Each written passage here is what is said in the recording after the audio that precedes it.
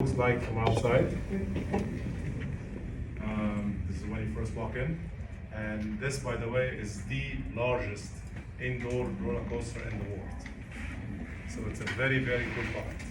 The building is humongous, and it's very dark in there, and it's done for a reason, because there's a lot of animation work. And I just want to show you different parts of the building that you would see if you go there today. And then in my slides, I will show you, what we went through during construction. So you will see the backbone and the things that happen behind the scene. So this is when you first walk in, and just to let you know, Disney spends millions and millions of dollars on the rooms when you're waiting for your turn. And on the rooms after you're done with the roller coaster and walk out, they maybe spend $10,000 on that. Because now you're leaving, and now they don't want you to be hanging out. So Disney spends a lot of time on animation and all the the custom work that they do on the ceilings and on the walls while you're waiting, because they want to make your experience more interesting. So this is kind of what you see at the beginning. Then I'm gonna skip this part because they give you like a presentation or not. We're gonna get you in the mood.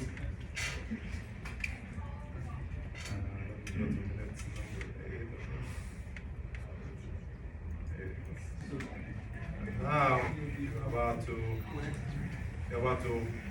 get on the roller coaster.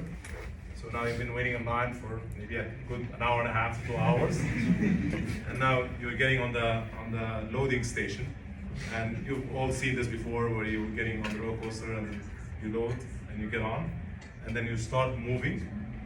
And then the way that works in Disney is that we break down the project into what we call scenes, areas and scenes. So now, for example, they're gonna go, from the loading station, and they're gonna start going through what we call a takeoff scene. That's when they go up, and it's about to get really dark. They're not gonna see what's happening around. So I'm gonna show it to you when it's dark, and I'm gonna show it to you when there's light out. So this is the experience you're gonna get. You don't see much, and everything you see around you is just lights and animation and special effects, but there's a lot of work that happened behind that. So this is just a video off of YouTube to get you an idea of what you look through. Look how dark the whole ride is. This is literally how dark it is, because they want to have some special effects with wind and light, and they want to show you certain things in certain spots of the ride. But this is what it looks like throughout the whole ride. Now I'm gonna get out of that. So go back to web courses. Okay.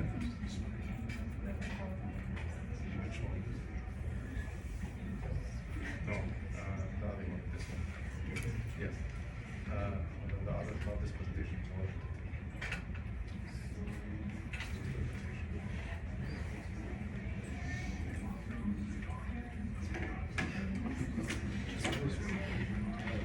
Okay.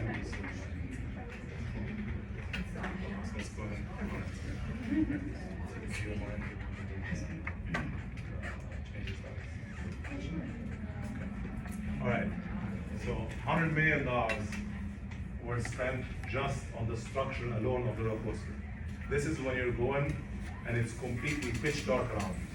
You do not see any of that. Again, $100 million on just one company, just to do all the steel work. You can imagine the engineering that goes behind it. When you turn, all of a sudden this weight is going to center at a particular angle, and when you're using the centripetal force, the centrifugal force, kind of keep people in line. You can imagine, how Disney cares about safety, because you don't want somebody to die in the dark, right? One person dies, everything goes down. So this goes up to like 49 miles an hour, and you can imagine the margin of error. This has to be measured within tenth and 12th or 11th of inch, resistance. So they gotta be really accurate in everything here. So this is some of the work that you do not see at all, and you will never see again. The only people who see this are the people who are working for service at Disney after the park closes. One interesting fact to know about roller coasters anywhere in the state of Florida. I did Harry Potter, I did projects for Magic Kingdom, and projects for Universal, and one thing they have in common is that before the first visitor to the park rides a roller coaster, they have to turn this around 4,000 times. Has to go for 4,000 full cycles. And then guess who is the first person who gets to ride? The engineer who designed it. So that's one way to hold people accountable. And I'm always going to get accountable. Thank God the scheduler never has to be there. So the engineer has to get on it, and then they put actually, before the engineer gets on it, they put dead weight, right? You see what's the average weight of the person, and then they put the weight, and they have the same shape as the head and legs to see if somebody, like one of the things we look for is that what if somebody sticks his hand or her hand out? How far would that reach? Obviously, no problem because they can reach further than everybody else. They have to factor that out because what if the coaster is turning and there's another column? Would they actually hit that? Right? So they think about all those steps. But anyhow, I'm gonna show you something that we've done live. I was about to ask, so just thinking about all the testing that has to be done, do you have to test for like minimum weight that it could be? So like if there was like no one on you test just and like even if it was like the maximum. yeah, you would test for both. Test for the minimum for the max. Just like you're testing an airbag on a car. Right? Same idea. Just to let you know that sometimes the steel will be made in America, the cars will be ordered out of Hungary, and the audio in the cars will be made out of Germany, and the animation will be coming out of Japan, and you have no idea how much effort that goes into a ride like this.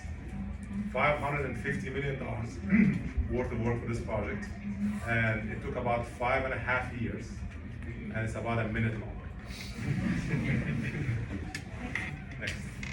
Okay, so this is what a schedule looks like. This is what HSE has done on this project, and this is what we call WBS, a work breakdown structure. So I just want to give everybody an idea of what a project, and again, this is a complicated project, so you don't have to do something that detailed, but it kind of like gives you an idea, right?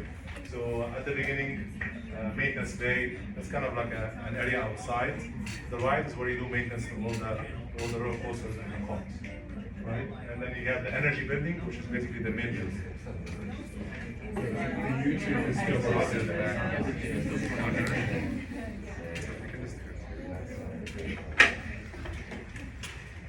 And then within the energy building, which is the main building where you actually ride, we broke it into areas, and then within the areas, we break it into scenes.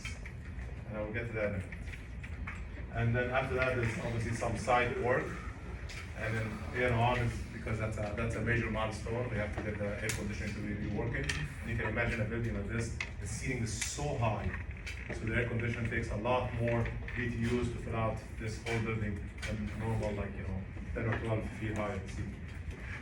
And then signal 25 testing. That's actually the testing and commissioning for the actual ride to make sure that somebody can control this ride and you can apply brakes and you can start and stop. And integrated system safety testing, something similar too. And the whole idea behind all of this is that a project like this, just to let you know, it takes about a year to design, 4 years for construction, yeah, it's still recording, and then 1 year just for testing and commissioning alone. Just to test everything, test every button, every control panel, everything in the project. So it takes that long, right? And obviously on the schedule, we sometimes try to maybe have some overlap, try to save them some time, right? So again, to your point about over budget, sometimes when the project is going over budget, one of the reasons why it goes over budget is maybe the project is going to take too long. So how can we shorten the duration of the job so we have people on the project for less time? So you can go back to the schedule and say, hey, can we start the testing a little bit earlier? Right? So that's one of the options that we can always go to. Okay, so this is the previous picture was kind of like a summary of what the whole project looks like. And this, I just opened one of the seeds. Just show you the level of details that you put in one of the seeds. That is scene 29. I think we had 30 some scenes in this project. Right? You can imagine if I'm getting on the loading dock, we call that a scene. And then when you go on the launch dock where you're about to go up, that's another scene with different slope, different animation, and different custom work around you. Each one of those is a different scene. Right?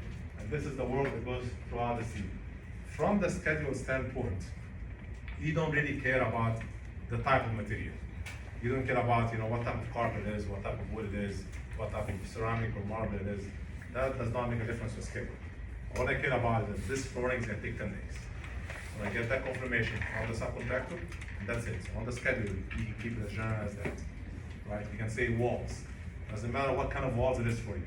It just matters how long it's gonna take, right? Mechanical work. I don't have to get involved into all the specifics on what type of AC units are they getting. And I just want to know how long it's going to take it to manufacture those units and how long it's going to take it to install those units, right? So remember, from the schedule, that's what you think about. Don't get yourself too much into the weeds because you're going to have to cover all the items. And in order for you to study everything, it's going to take you years. So you just need to know how long each item is going to take. And usually in real life, how we know this? You talk to people. You go talk to the mechanical subcontractor, you go talk to the electrical subcontractor, and they usually will give you a better idea. Right? So this is what a schedule looks like. Does anybody know what this board is called? Yeah, okay, all right. Okay, so this is what we actually do. So on a presentation that I personally had to give to WDI, which is one of the biggest departments in Disney, that actually has the money that provides all the funds for the project. I would take the drawings and try to simplify it for them and put maybe one or two messages in every drawing, kind of let them know what the critical activities dates are. So I will take a drawing, and this is what a drawing looks like, and I'll highlight an area, and I'm gonna say we're gonna start rebar installation at this date. Do you think that's a critical milestone? Because that's when we start the steel work, right? When we start the rebar, the next item will be to pour the concrete, right? So that's huge. So you want to know when the steel is going to be on site, and after it's on site, then the next day we're going to start installing steel, right? So and I'll highlight the area, kind of simplify for them and say, okay, this is where we're going to start with the steel. The project is so big, but we're going to start with this area first. Same concept. I'm just going to give you a different example. After we put the rebar, put the steel on the ground, then we're going to pour a slab of grade, right? And I'll highlight the area, tell them where we're going to pour and when are we going to pour, right? Remember, on any good slide, you always want to have maybe one or two messages. If you put too many wording, if you put too much information, they're not going to get it, right? So try to simplify it as much as possible, right? In any presentation, whether we're giving a talk to someone or even a work in one day. Remember, the less the better. All right, actually, can you go back one more slide? So if you see here, I put a note because that will affect my schedule. After you pour concrete, have anybody heard about curing? So in order for you to cure, after you cure, then you can remove the forms. But I cannot remove the forms until I reach 4,000 PSI. And then I put an idea here based on what I spoke with, based on my discussion with the subcontractor, and how long it's going to take. So I'll put a 1 day because I'm going to make assumptions as I go on the schedule. So it end up not taking 1 day to reach 4,000 PSI, if it end up taking 2 days or 3 days, is that going to affect my schedule or not? Right? So I'm going to let the owner know what the major assumptions I'm making. Okay? So next please. All right, so here we try to cover the outside walls and then giving them an idea about the main dates. And you would always go by elevation, south elevation, north, east, west. And then you give them a date, because obviously every one of those dates allow them to do other work, right? So we want to highlight those areas and give them dates so they can relate to that work. Okay? Please, if you have any questions, feel free to interrupt me.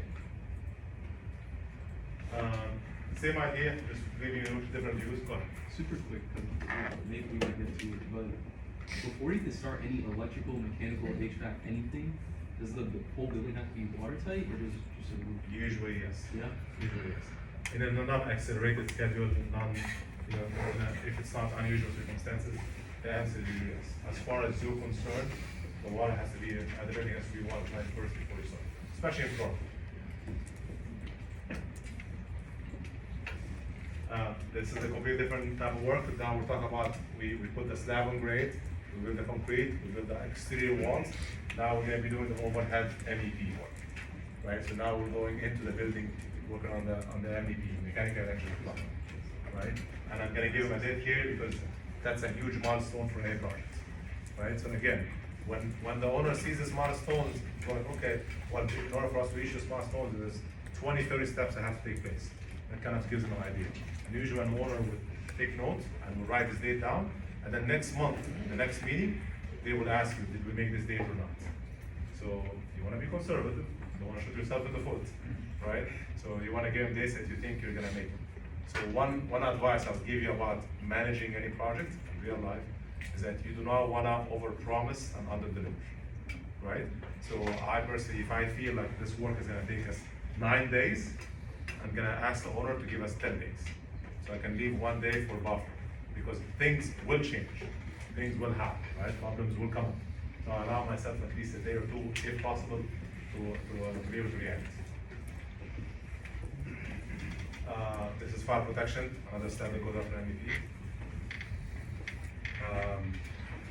Bridge crane, I'm gonna skip this one, it's too much details, you can skip this one too. All right, so anybody knows what a catwalk is? All right, so you're thinking about when you're riding the ride, you look in front of you and you look under you, but if you look up, the maintenance people need some kind of catwalk that walk around so they can reach all those items that are high in the ceiling. Huge critical item in the schedule. Without it, I cannot reach anything up there. So that was our one critical item, that's why it's in red, and that's why we show where it is, and we give it a date as well. So here's a different part of the job, different area, and we'll talk about the framing, rough-in, and the scaffold, finishing the scaffold, and then the overhead MEP. Rectangularity, that's in different area as well. You can skip maybe 1 or 2 more slides, keep going. So here, this is a specific area of the job, but what we did here is that we did a different filter. So let's say, for example, go ahead, you have a question? Do you know what the largest slab on grade you've ever poured is? Excellent question. I would say probably about 20,000 cubic yards. How long did it take? So whenever you have a slab that big, you can't just pour it all at once. Right. So you break it into areas, and then one of the things that you have to take into consideration is not just the amount of concrete you poured, but the weight. So think about it as if it's a table like this, and I'm putting so much weight up here. What's gonna happen if I put too much weight here, and I didn't put any weight here? What's gonna happen? It's gonna tip, right? So there's something called a pouring sequence. So usually you will start with something very simple. You will pour in the middle, and the next zone will be one zone to the right, one zone to the left. One zone to the right, one zone to the left. Right? Because if I build everything in one side, then the weight is gonna shift. Right? So that's an excellent question, by the way. So the larger the area, the more often you're gonna have to break it into smaller sections, and you're gonna have to build it in a particular sequence. If the engineer will have to because when you put a lot of concrete, that's a huge weight. So weight is a factor whenever you have a large area. So let's say on any given floor, let's say I'm gonna give you an example that you might relate to before you look into that. So let's say I have 10 floors, and in each one of those floors, I am doing mechanical work, electrical work, and plumbing work. Right? I have one activity for mechanical, one activity for plumbing, and one activity for production. And that's being repeated on every single floor, right? 10 times. So I have 10 activities mechanical, 10 for electrical, 10 for plumbing. So I have a total of 30 items, right? So I have a total of 30 items. So, and this is just as simple as 3 items per floor. Usually if you have 20, 30, 40 items per floor, then your schedule becomes 500, maybe 1,000, maybe more. So a lot of people are not going to look at 1,000 activity schedules. What we do is that we simplify it for them, and we run a filter just for mechanical work, for example, and we say, here's the mechanical work for floor 1, here's the mechanical work for floor 2, floor 3, floor 4. So we give it to the mechanical contractor and say, here's your schedule. Please build according to that, right? So this is what it looks like. We're taking the same work that's being done by the mechanical contractor, and we're repeating it from one area to another. Right? And we can see a lot of work here being repeated. And then I'm going to show you what we actually did with the mechanical subcontractor to actually help them manage their work. So this is what's called resource planning. So resource planning is basically telling the company was called Harper Mechanical. They were a small subcontractor. They didn't have a lot of power in planning a job. So we said, okay, well, let's go ahead and help them out. So we talked to them and we asked them, what's your average manpower? How many men can you provide per day on this job, right? So in this particular case, they said, okay, we can provide 10 men. We said, okay, so this is our line's gonna be somewhere here. This is 10 men multiplied by how many days a week and how many hours a day, so that gives you that number, right? And I said, okay, as long as you're below that line, the black line, you're good. When you go above that line, that means you need more people than you planned for. right? So we assign each one of those activity, each floor. Let's say, for example, mechanical for the first floor, you're gonna need 10 people. Mechanical on the second floor, you're gonna need 10 people. On the third floor, you're gonna need another 10 people, and so on and so forth. And you added all of those up, and the software will do that for you, and you can come up with this, which is called the resource profile curve. And this graph, it will show you, this is October of 2019. This is on the week of the 6th, this is how many man hours you're gonna need. On the week of the 13th, this is how many man hours you're gonna need. And normal construction job, you go through what we call a bell-shaped curve, right? Where you start slow, and you will peak, and then you slow down towards the end, right? So that's typical. And if you don't see that, you always should ask why, right? So start slow, and then we peak. But the problem with the peak is we're going over the limits. So in this particular case, I went to them and said, hey, listen, your peak, you're gonna need 24 men. I gave them how many hours, which is 1,152 hours per week. Divide that, and I came up with 24 men. So I told them you need X amount of men extra in order for you to man the job, right? So do you think this kind of planning would help the subcontractor? Do you think it would help the project stay on track? I'm telling him here that by that time, a month and a half out, this is how many people we're getting. It's better for him to know this in advance, right? Go back to the next one, please. So this is another contractor, this is an electric contractor, and we did the kind of the same exercise. The black line is, we talked to them, how many people can you provide on the job site? He gave us the number, we plugged all the numbers in the software, came up with the limit, and we plugged the average number. And do we have a problem with this subcontractor? Do they need to make any changes? Right? So as long as they provide the manpower they said they will, they should be able to meet their scheduled dates. Right? So what about that subcontractor? Do we have any problems with that? Right? So the idea is that, you obviously don't want to leave things to chance. You want to actually go through the exercise and then try to really look at it from different angles and make sure there are no problems and let them know. Right? Same thing here, that's another example. And this is kind of like a summary of where we are on the job and what we're about to accomplish scene by scene. I think you can go ahead and close out, I think, for the sake of time. Okay. So just wanted to connect with you to present the plan. Nothing. I was just gonna open to questions at this point. I know we're out of time. So really quick, you had just shown us how you analyze both the subcontractors. They said they can provide this many people. We had shown that. Is it not a problem for the subcontractors sometimes where it's like you have this many people available? Of course, it's a huge problem. And sometimes it's the opposite. Sometimes you don't have enough people. Sometimes subcontractors too many jobs and you don't have enough. So it's a problem. But the idea is that you want to let everyone know. The earlier you know, the more. I thought you were saying good trend. Is there anything from your, anything specific that stuck with you from your coaches? Yeah, absolutely. Actually, when I was playing for UCF, we were always on the road. I would say maybe 50% of the time. And then they would give us a letter to give the professor. And I remember being senior class, and the doctor told me at one point we had a game in North Carolina, and the doctor said we have to choose between being a player or an engineer. And I told the engineer. Unfortunately, nobody in the teammates agreed. Thank you.